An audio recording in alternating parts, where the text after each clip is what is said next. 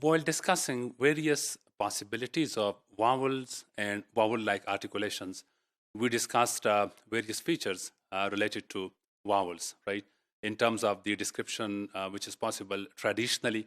And then we also discussed some of the, specific features like ATR, the advanced tongue root, and then we also covered rhoticization feature of the American, vowels, right? Now we are going to talk about nasalization in vowels and nasal vowels, right? Remember that these two terms are technically differently used in very specific context, although generally we may be taking them, just like synonyms. We may be using them synonymously, but they are a little bit different, right? Nasal vowel is a vowel which is phonemically different than the oral counterpart, right? So that's the nasal vowel, and it's nasal by default, right? But nasalized vowel or nasalization as a process is when there is something superimposed, right, as a secondary gesture on the primary gesture. So that's the technical difference which you should keep in mind, right? Nasal vowels, if you see this small tilde, the tilde symbol, that's the IPS symbol for a nasalization or nasal vowel. So that's an important, diacritic for showing this nasalization process. It is there, and the auditory feature is that the soft palate is lowered, right? The soft palate is lowered, and the air passage is through the nasal cavity. The air is going through your nostrils, right? That's basically an important feature of various languages like Urdu, right? Because there is a series of altering phonemic nasal vowels. It is said that Urdu has up to 7 nasal vowels, right? And I can give you very interesting examples, right?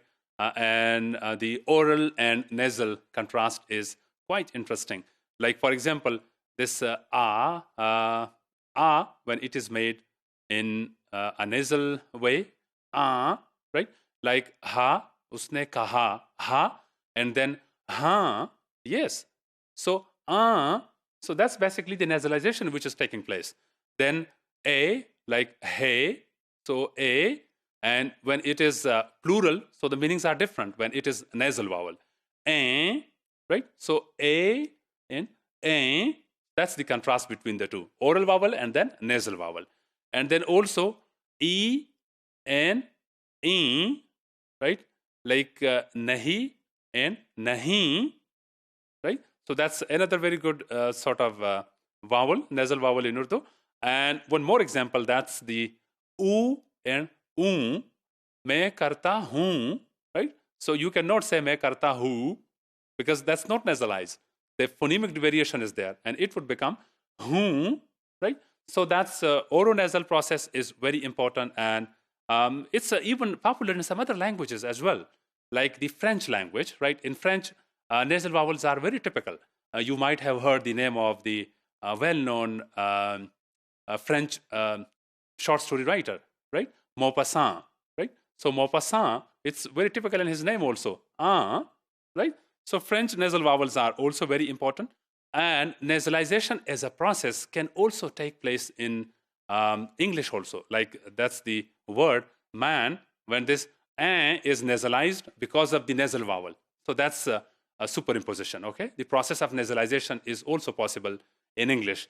And English also has some nasal consonants, okay? Nasal consonants like ma, na, engma, ang, right? And one thing important here is that nasal consonants are possible in English, but probably, I'm using the word probably, but probably no language maintains this contrast between oral and nasal consonants, right? Nasal consonants are there, but they are not used as a set of contrast, like when the same vowel is articulated from the same place, but only the feature of nasalization makes it different. So that's not the case, right? And the acoustic correlate for nasalization is that the F1 is quite low, right? Like the average, F1 value is 250. So that's an important correlate for nasalization as a process and a nasal feature.